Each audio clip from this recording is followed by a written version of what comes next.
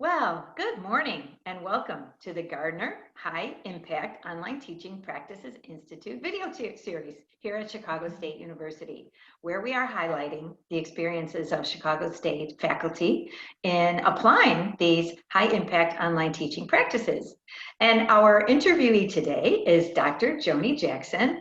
And Dr. Jackson, we are delighted that you are part of this video series. Welcome, and if you would share a little bit about your experience teaching at Chicago State.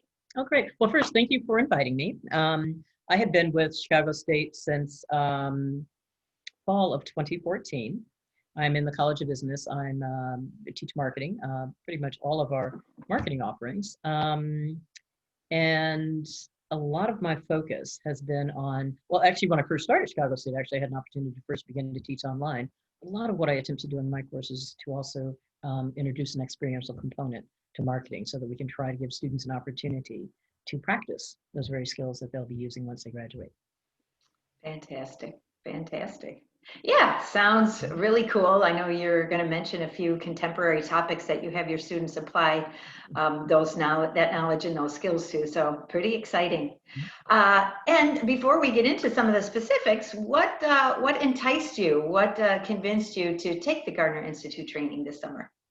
You know, once since we were, I had taught online before, and I had taken courses to prepare me to teach online.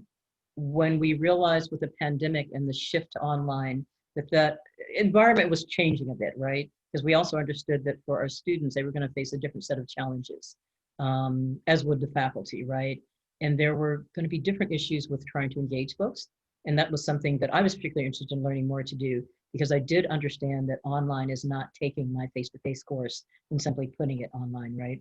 Yes. There are different tools and techniques that we would need to use. And it sounded like Gardner was going to offer us an opportunity to learn more about that.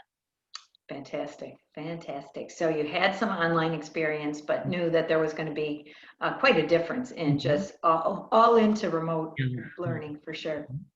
And so in general, what were some of your big takeaways from that training? You know, the first one, and surprisingly enough, and it has less to do with directly with online, but one of the things, when they talked about backward integration in course design, you know, that's an obvious topic. We all know about it. We all, probably most faculty were like, yes, we already do that. But one of the things I really appreciated about the Gardner training was when we were focused on trying to determine how are we going to structure our class? What kind of content do we need to revise in terms of, as we shift to an online space?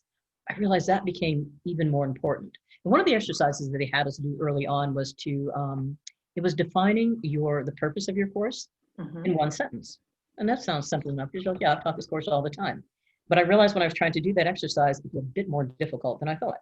And so I had asked in Gardner, there were, I think, probably well over 200 participants. So they had divided us into subgroups. And the group I was in, I talked to our facilitator and asked her, could we go through this exercise? So she asked all of us to do that one sentence. And that was really difficult, right? For many faculty, it was, paragraph, we verbose, right? But the key was, and what they were pointing out to us is, if you really understand that takeaway for your students, that helps you when you're looking at where do I need you to be at the end of this course, and as we look at each of the assignments. There was professors, and I'm just going to mention her. I hope I pronounced her name correctly. It was Dr. Suja, and she's at Ellen University. But it was interesting because she was teaching a course in, I think it was some introductory course in biblical philosophy or something like this, right? But she said it was something that students generally are not engaged with and interested in. But she's tying that in with comic characters and when you think about and relating that to the phases and the challenges that you face in your life. And I thought, how interesting, because her description was one that was designed to engage the students, right? And one of the things I thought about when I defined my course, and I'm still working on this, right? Because while I have this experiential focus and I know what I want students to do, really we're trying to market our courses to students in a way that they said, wow, that really sounds exciting, right?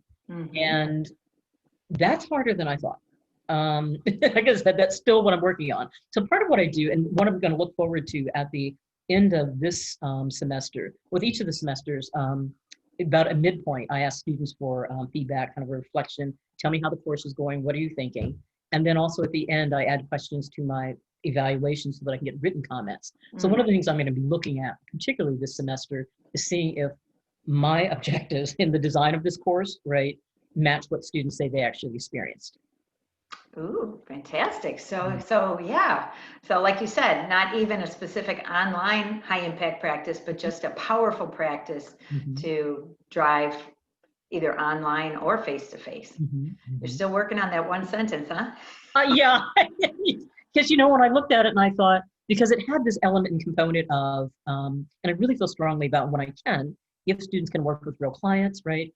Because what I want them to be able to do is to apply concepts, right? I remember Mhm. many, many years ago, and this is something that I think I've learned from my students. We have a lot of frameworks that we, and I'm probably every field, we all have specific frameworks or models that we may use. And what I was finding was that my students were able to repeat the model. For example, everybody knows what the 4 P's of marketing are. Really getting the sense of what that framework is and what it means and how to apply it. I Mhm. want to find ways that we can do that in the classroom so that once they start working, right, it's like, got it, I understand this. I may not remember the 4 P's. I can Google that, right? Right, But I right. really want to make sure that I understand how to apply it. And that's where you create value, right? Beautiful. So, theoretically, it's like, that's where I'm trying to go. And the question too is, how do you assess that, right? Mhm. Because the other thing that Gartner did for us, they had provided a number of rubrics. And I'm trying to find a way of integrating rubrics because that's something else that I tried. I typically have not used rubrics to a large extent, partially because I find that, or I feel sometimes that they kind of narrow my focus, right? When it Mm. says, once you define, here's what we're looking for. And then you have that student who's off the curve and they're like, that's not on the rubric, but it's an Mm. interesting approach. So I don't want to limit the Interesting. students, nor do I want to limit myself. But I think the purpose that the rubric can serve, even if I don't put numbers in it, but it helps guide students in terms of here are the things that I'm looking for. So that Mhm. was the other thing actually I found myself playing around with, is using that rubric as a tool to guide the students in terms of understanding, here's what I'm looking at when I'm assessing you, but perhaps not tying, here's, you get 5 points for saying this or 10 points for doing this, but Mhm. actually just use the content to guide them in preparing whatever it is they're doing. Wow, wow, really good, really good, really good takeaways overall for applying, to any class or to think about the differences between that online, that remote, and then face to face. So, The other thing when I think about in terms of what I learned from Gardner was that, when we first started the course, and I think I shared this with them in the feedback I gave them, I was totally overwhelmed, right? Because there was this long list of, here are all the tools that you can use. They didn't say use all of these, but it's right. like, here's tools that various professors have used in the past. And I found myself thinking which one. And actually, I did test some of these tools, like some of the video discussion boards, for example, and met with mixed success. But one of the things that they were telling us was, guys, here's a set of tools that you can use. But before you use the tool, go back to understanding what is it I'm trying to accomplish, and does Mm. that tool. So don't let the tool drive the design. Let what you're trying to do drive the design, and then figure out which tool helps me do that. Mm. So that helped me take a step back. One from, okay, take a deep breath. You don't have to use all 20 tools they've shown you. But the other thing that I think they stressed to us too was be comfortable with experimenting. And that's something Mm. that I would suggest to all faculty is you don't know if it's going to work. And something that works with one set of students, you might have the identical course, but you have different students. And you're like, that did not work. And Yeah. I think we saw that face to face, right? Because I've Mhm. Sure. oftentimes would tweak my courses because something that worked with one class, totally different composition, different makeup, and you're like, that didn't work, or it did where it didn't work in the past, right? So Hmm. I think the other thing that Gardner really encouraged us to do was experiment and get comfortable with experimenting, right? I don't think they say there's one model that you can use. And toward that end, something that happened at CSU when we came back, I don't remember who started it. So credit to the faculty members who, I think there were 3 or 4, who took the initiative and created a Slack. This is that discussion board, right? Where Hmm. faculty could join and then we could share best practices. And Yes. that was a great idea too that resulted from that because they encourage you talk to your peers. And many of us probably do that, and we might do that within our disciplines, right? But this was great because we were all cross-discipline. And Right. so you're learning different tools and techniques on the teaching side as opposed to just within your area. Hmm. Yeah, and we'll make sure that we have information along with this video to show faculty how they can access that Slack Great. Yeah. resource because it is a terrific Yeah. resource. Very, very Yeah. cool. And so then you're going to highlight a couple of things specifically for us today as well? I can, because one of the things when you first asked that question and I was looking and I thought, okay, this worked, that didn't work, this worked. And so one of the things I think I want to illustrate is one of the approaches that I try in all of my courses actually is, and I think we talked about that briefly before we had begun, but it is trying to, one of the important things that Gardner stressed was, and you can call it, I know the terms may have slightly different meanings, but if we talk about student focus, student engagement, student-centered learning, right? But the idea is, can we start from the position of, if I were, oh, and that's something, you know, I'm just going to digress for just a moment. One of the other things that was really helpful for me being in Gardner and any other training class I've taken is, now as faculty, you're sitting there as a student, right? And when we look at students and wonder, how come you're not paying attention? I mean, you know, I find myself, oh my God, I wasn't paying attention. What did they just say? But it's, if you can put yourself, take an opportunity to take a developmental course, even if it's just a, you know, a 15-minute or 30-minute webinar, and watch how you behave and look at the things that you engage with. So, because one of my sidebars would be, I know that most of the Gardner content, I was like, wow, this is really great. I realized that a lot of the video were short snippets, bite-sized chunkables, right? There was one video I remember trying to watch, and it might've been an hour or an hour and a half, right? And I was fast forwarding through it, right? I did 3 times the speed. I'm like, really? But then I realized, okay, when you do that to your students, right? So the other thing that's great about taking this kind of development course is you get an opportunity to be a student and see it from the student's perspective, right? And when we zone out, understand that, because our attention span is very short. And one of the things, again, another, yet I digress in sidebar, but I don't use TikTok, but I think one of the fascinating things about TikTok and part of its popularity, particularly with some of the younger generations, is that you are getting lots of information, but it's, you know, time, it's really short, right? And there's a lot of imagery. So in thinking of that, that's part of what I'm trying to figure out if I can integrate in my courses. So one of the examples I decided that I would show you this morning, rather than one, I'm going to, you know, I'm going to come out of this for just a second. Oops, I'm sorry. You know what? I didn't start screen sharing yet. So see, one of the other things is, as Dr. Lynch asked me, are you familiar with Zoom? And I'm like, of course I am. And then I just did the thing that, you know, I'm like, okay, I'm not sharing my screen and I'm moving around. You're like, I can't follow you there. I'm going to open up, come to one of my course sites for a moment, if it will cooperate. And since many, I'm sure that of the number of interviews they've done in the past, there are some folks that I saw some people's sites and was like, wow, this is really amazing. If I can find I found this great quote from a president of Arizona State where he was talking about, you know, if we can have support, custom designers, and then we can create the content that we really need. And I said, yes, in an ideal world. Well, I don't operate and live in that ideal world right now. So what you're going to see is the content as I have designed it. And if I can get this sharing. Oh, here we go. So one of the things, I was going to note on my screen that, oops, one of the things that Gardner talked about, and that, and I think I'll change this a bit, but in terms of the use of imagery, and here I just have the image of our Gwendolyn Brooks library. On some of my course sites, I might have an introductory video that might define the course content and material, something that might engage the students. But the thing that they did talk about a lot was imagery, and it's you know, it's like when you're writing a paper, having white space, right? And then having images in there, but having something to break up the text heaviness. So one of the things that I've done, and I'm not saying, oh, everybody should do this, is designed my course in a grid format and put images there so that all you have to do is, you know, move over here and click. But Very cool. Yeah. I mean, so very attractive visually. It just pulls you in.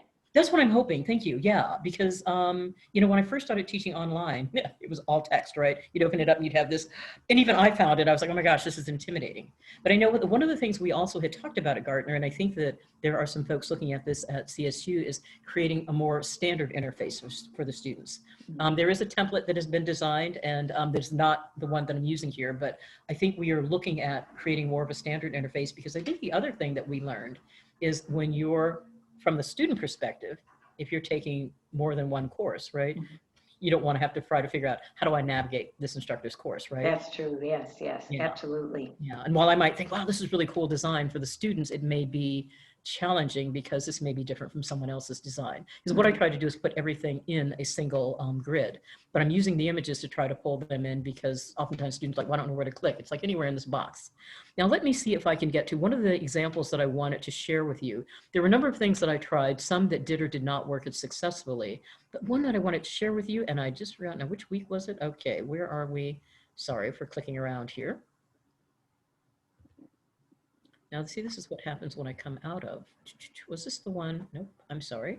I'm going to go back one more week. One of the things that happened as I'm finding that page, I'll just keep chatting for a moment. In trying to engage students. One of the things that's important, I think, and we've all talked about this too, is in an online course, what you don't want to do is have a, I'm going to scroll down to one image in particular.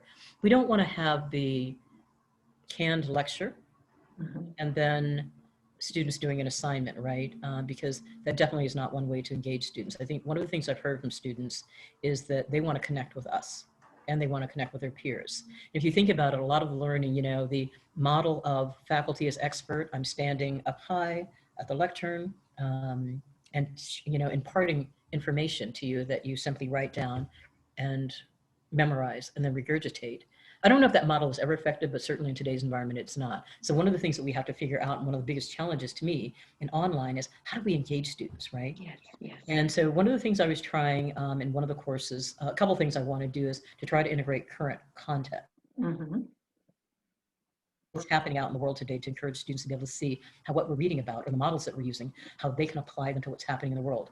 And so one of the things I was trying to do here, this was, we were looking at models of consumer decision making. And in the past, I'd had students write discussion boards.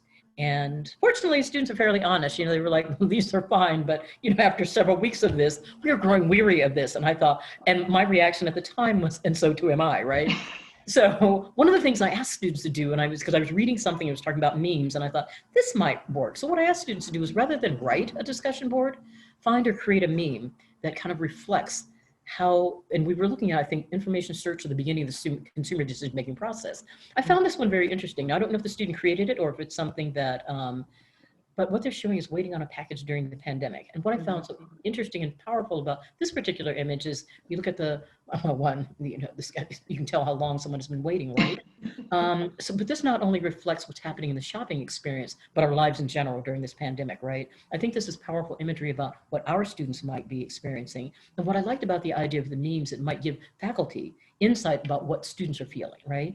And so beautiful, yeah. Yeah, so I love this one, and just the I'm not an artist, but I was gonna say the monochromatic, you know, it's like everything is the same color. And so, and you also get the sense, it's like the seasons have changed and yet I still wait. And that's kind of like, I think what's happening with our lives right now, not only consumer decision-making process. So I thought this one was particularly powerful. The others, you know, many of them just had me cracking up and laughing, but I enjoyed the exercise. Now, one of the things I have to figure out next is, you know, I experimented with this, and this was the first time I tried this, but finding ways of perhaps better integrating that in terms of, now what do we want to do with this? Because what all I asked students to do was, here's what we're trying to understand. So find something that reflects that, right? I think I want to try to have them do a bit more analyses or delve a bit more into that.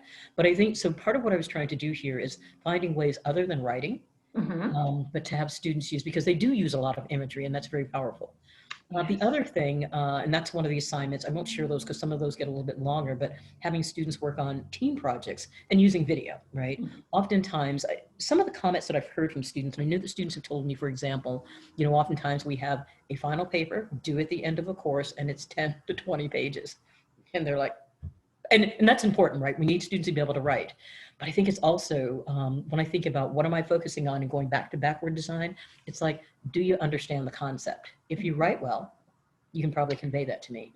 If you don't write well, but you do understand the concept, how do I give you an opportunity to express your comprehension if you can't write, right? So what I want to try to do, and that's the other thing I started playing around with a bit more after going to Gardner, was giving students an option in these, some of the final projects. You may write a paper.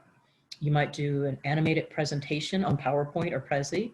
You might do a podcast or suggest something else, right? They might use perhaps social media and design something and convey something in that, like Instagram stories or something that's been a favorite of many of the students.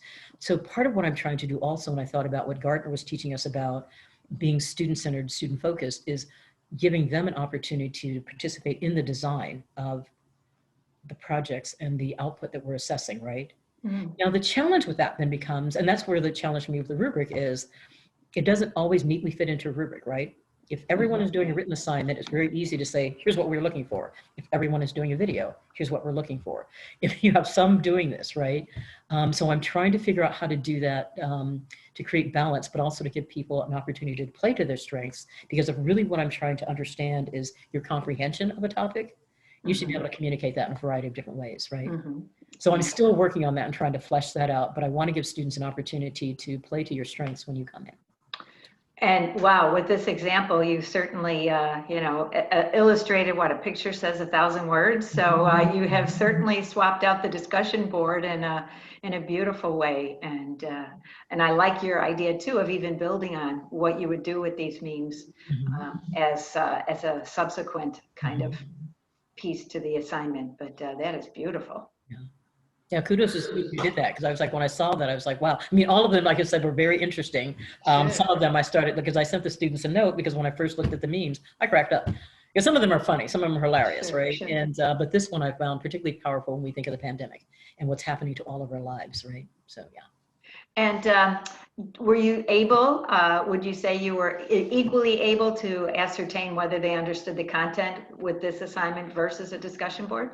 Yeah, because you generally, because of and like when I saw this, the first thing I thought was wow, because I thought how well you convey that. So one of the things I also do, which is why it takes me, if any of my students are watching, forever sometimes a grade.